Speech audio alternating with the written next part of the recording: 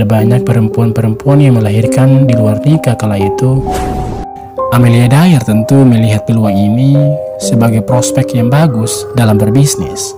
Ketika keserakahan menguasai bisnis, kematian cepat dengan mencekik dan cara lain menjadi hal yang sering terjadi. Bahkan lebih ekstrim dari hanya sekedar membiarkan bayi-bayi yang diasuh kelaparan dan akhirnya meskipun Amelia Dyer telah membunuh lebih dari 400 anak. Banyak orang kemudian yang percaya bahwa Amelia Dyer harusnya dinobatkan sebagai pembunuh berantai paling mengerikan.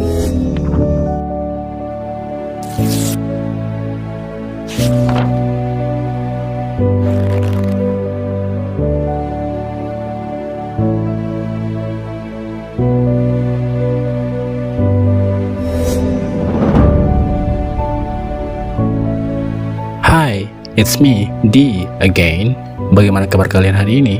Semoga sehat-sehat selalu, stay strong dan jangan pernah menyerah. Seperti biasa, kita akan selalu mencari hal-hal menarik yang ada di dunia ini untuk dibahas bersama-sama. Dan semoga saja you guys enjoy the video. So, pada video kita kali ini, kita akan membahas salah satu kasus pembunuhan berantai yang paling tega dan yang paling tidak berperasaan, yang notabene-nya bayi-bayi yang dititipkan. Amelia Dyer namanya, diketahui telah membunuh lebih dari 300 bayi selama musim panas pada tahun 1896. Ironisnya lagi, kasus pembunuhan ini sendiri baru tersebar ke telinga publik internasional pada tahun 2013 lalu. Pihak yang berwenang di Inggris saat itu menerbitkan catatan-catatan kriminal yang telah berlangsung selama berabad-abad. Seperti apa nantinya? Pantengin terus ya, jangan di skip biar kita sama-sama paham, oke? Oh iya, before we continue, don't forget to subscribe juga ya, agar kalian selalu menjadi yang pertama yang mendapatkan update notifikasi setiap kali ada video baru dari kami. Cus, langsung ke videonya.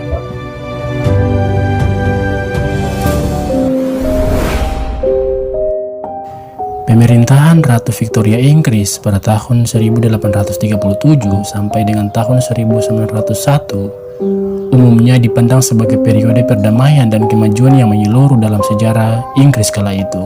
Dari pembangunan dan kehidupan rakyatnya, hampir semua berada di puncak ekonomi pada saat itu. Sayangnya, kerajaan yang gagah dan hebat itu tidaklah tanpa cacat.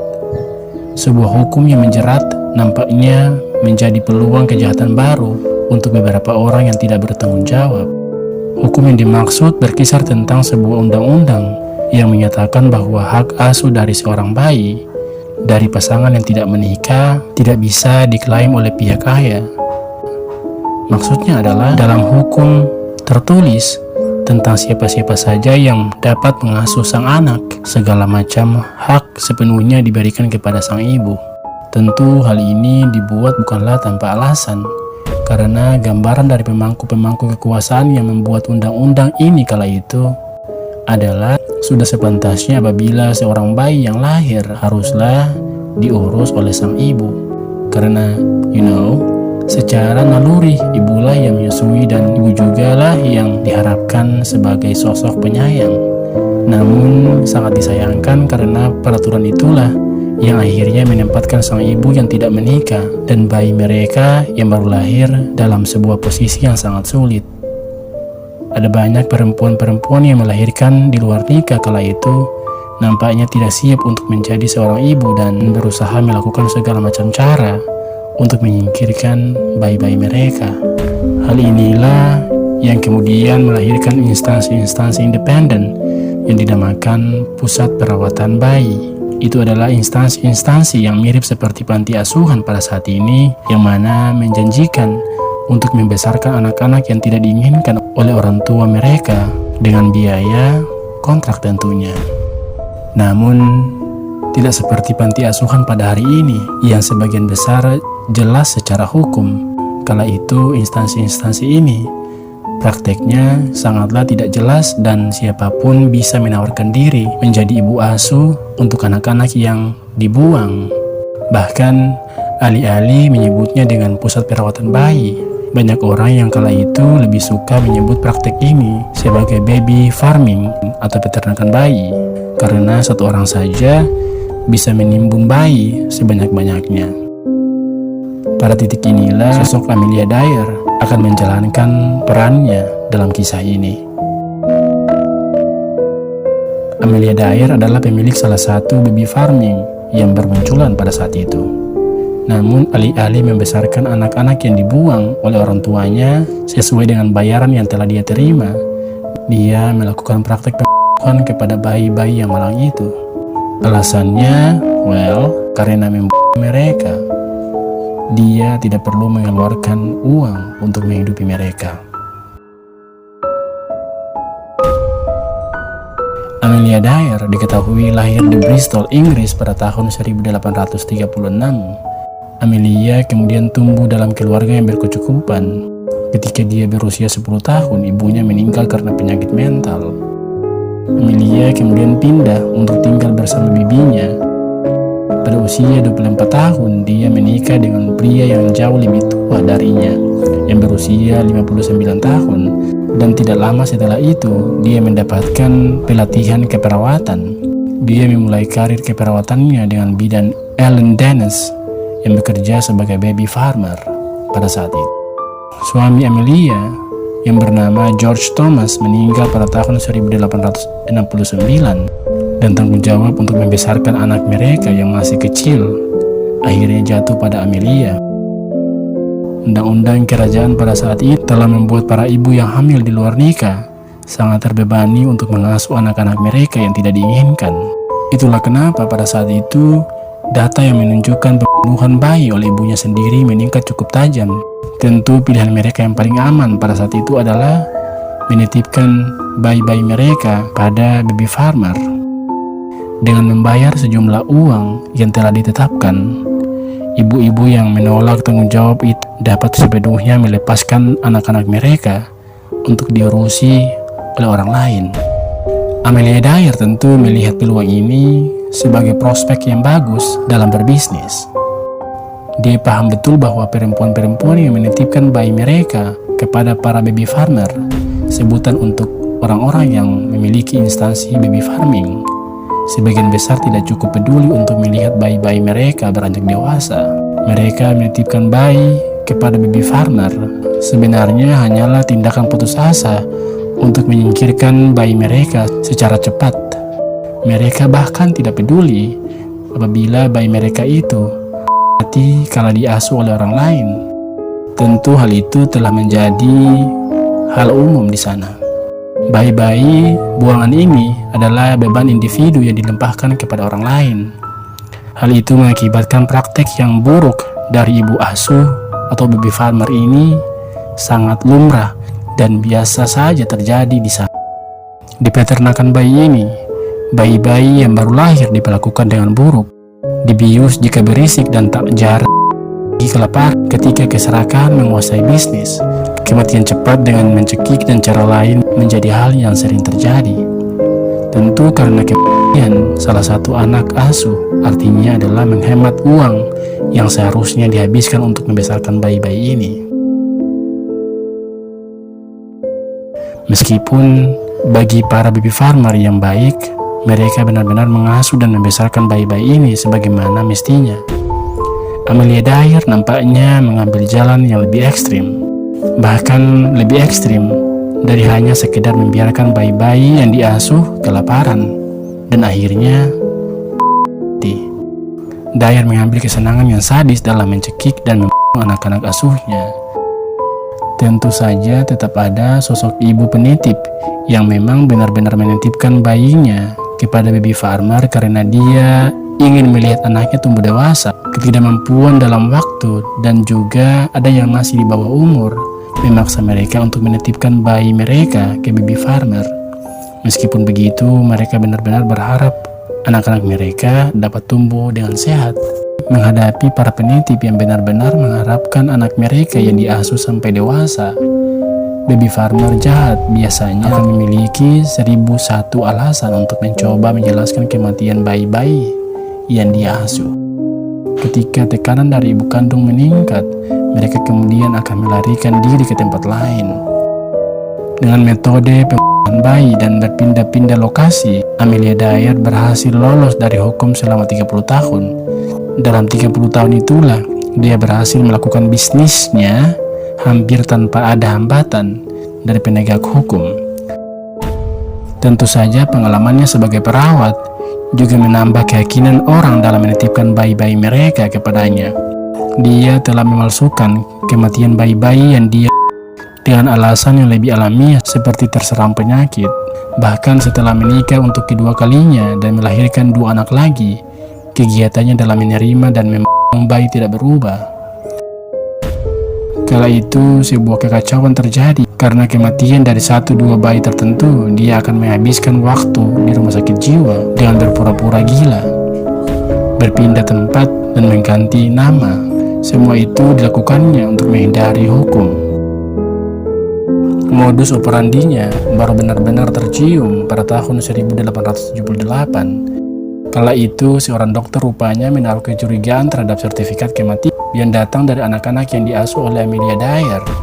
Dokter tersebut mencurigai ketidakberesan dan langsung melaporkan masalah itu ke polisi. Meskipun Amelia Dyer kemudian ditangkap pasca kejadian itu, dia secara mengejutkan tidak didakwa atas pembunuhan. Dia hanya didakwa karena mengabaikan tugasnya dan dijatuhi hukuman penjara 6 bulan. Dan penjara 6 bulan itu nampaknya tidak membuat Amelia Dyer jera. Dia kemudian keluar dari penjara seperti penjahat yang tidak kapok dan memutuskan untuk menghindari dokter dalam menjalankan bisnisnya di masa depan. Kehancuran yang ultimate baru dirasakan oleh Amelia Dyer pada tahun 1896. Kala itu Amelia Dyer diketahui tinggal di Readings, Berkshire. Pada tanggal 30 Maret, sebuah paket terlihat mengembang di sungai Thames. Paket itu kemudian dicek oleh orang yang menemukannya. Di dalamnya terdapat mayat seorang bayi. Apesnya bagi Amelia Dyer, karena bayi tersebut rupanya ditidurkan di sebuah tumpukan kertas yang tercampur menjadi satu. Salah satu kertasnya adalah sebuah surat yang ditujukan kepada Nyonya Thomas. Nyonya Thomas di sini adalah nama lain dari Amelia Dyer yang digunakan ketika dia masih menikah dengan suami pertamanya. Dalam surat itu terdapat rincian nama dan alamat yang kemudian membawa kepolisian ke Kensington Road, Readings, yang merupakan alamat baru Amelia Dyer. Pencarian dan penggeledahan yang dilakukan di rumah Amelia Dyer mengungkapkan bukti yang menjatuhkan Amelia Dyer seketika. Di dalam rumah tersebut ditemukan bukti-bukti modus operasi Amelia Dyer dalam bisnis baby farmingnya. Meskipun begitu, pada saat polisi datang, rumah itu kosong tanpa ada satupun anak yang nampaknya diasuh oleh Amelia Dyer. Yang lebih mencengangkan lagi adalah bau busuk yang terkadang tercium dari beberapa sudut rumah. Bau-bauan yang mirip seperti bau mayat itulah yang kemudian mengarahkan kepolisian untuk melakukan penggeledahan yang intensif dari rumah Amelia Dyer sampai ke hilir terdekat sungai Thames. Dari penggeledahan itu, polisi kemudian menemukan mayat-mayat yang dikubur, dibuang begitu saja, dibakar, bahkan ada yang disimpan di peti-peti tertentu di daerah tersebut. Semua itu merupakan mahakarya milik Amelia Dyer.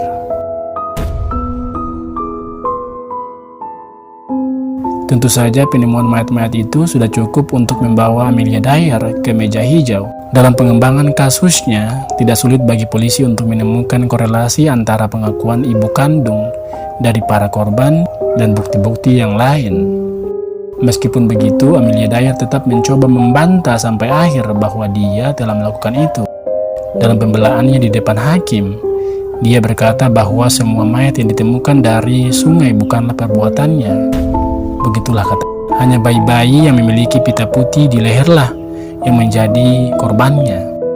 Sayangnya, semua pembelaan itu tidak bisa menyelamatkannya dari eksekusi. Pada akhirnya, baby killer tersebut harus mempertanggungjawabkan perbuatannya di bawah tiang gantung.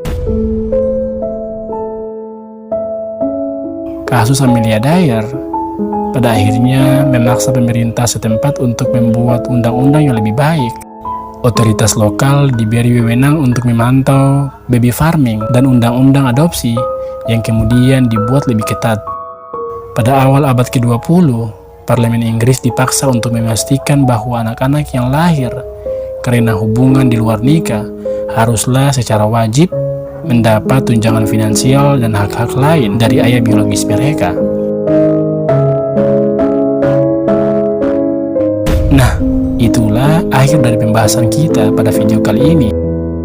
Sebagai tambahan, meskipun Amelia Dyer secara resmi didakwa dengan 4 pembunuhan, para ahli percaya bahwa dia telah membunuh lebih dari 400 anak.